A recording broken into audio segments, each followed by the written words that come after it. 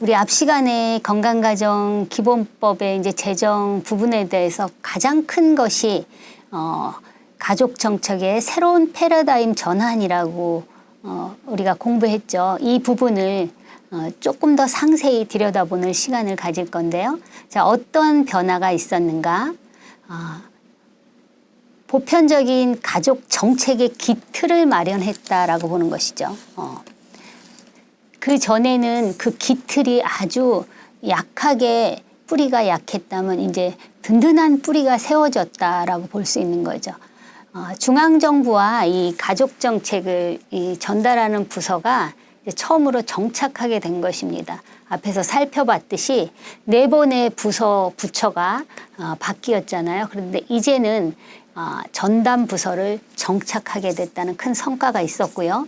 또 가족 정책을 펼치는 이 기틀이 마련됨으로 인해서 이제 포괄적인 서비스, 보편적인 서비스, 다시 말하면 어떤 가정이나 다 보편적인 가정을 대상으로 하는 전담 부서가 적극적인 가족 정책을 펼칠 수 있도록 마련되었다는 거에 큰 성과라고 봅니다.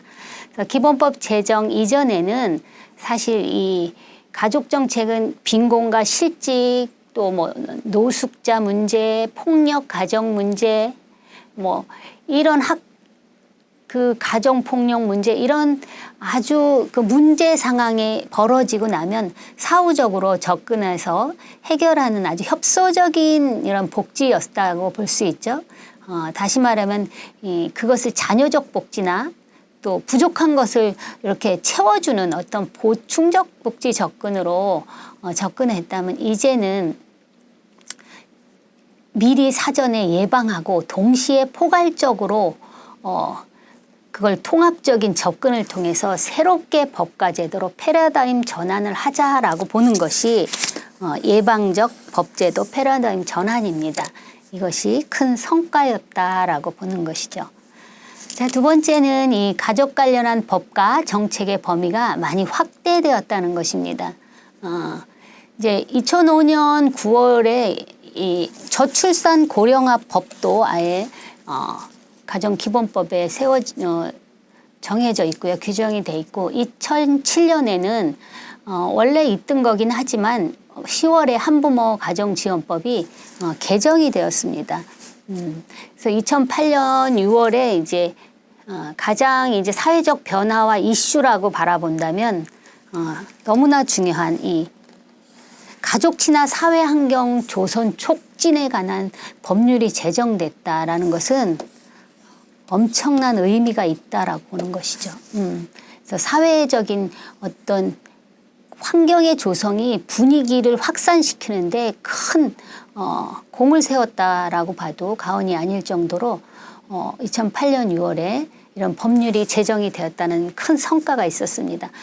또 2008년에 이제 다문화 가정 지원법이 9월에 시행되기도 했고요. 건강가정 지원법 이 제정은 사실 다양한 법과 또 다양한 정책들의 범위를 이렇게 크게 확충하고 확대하는데 많은 기여를 했다라고 볼 수 있겠습니다. 그래서 국가 정책으로 이 확대될 때는 그냥 확대되는 것이 아니라 반드시 국민의 요구를 반영해야 되는 부분인데 이제 여기에 관심을 국가가 갖기 시작했고 또 그 관심을 정책으로 반영하려는 그런 중대한 일들을 하기 시작했다라는 것은 엄청난 성과라고 볼 수 있습니다. 자, 그다음 가족정책 전달체계 확대인데요.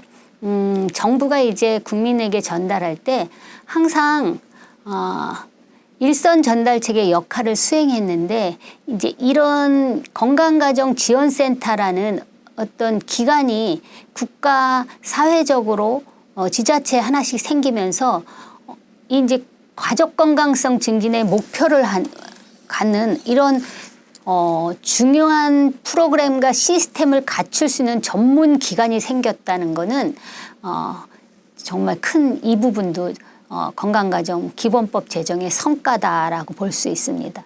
그래서 이제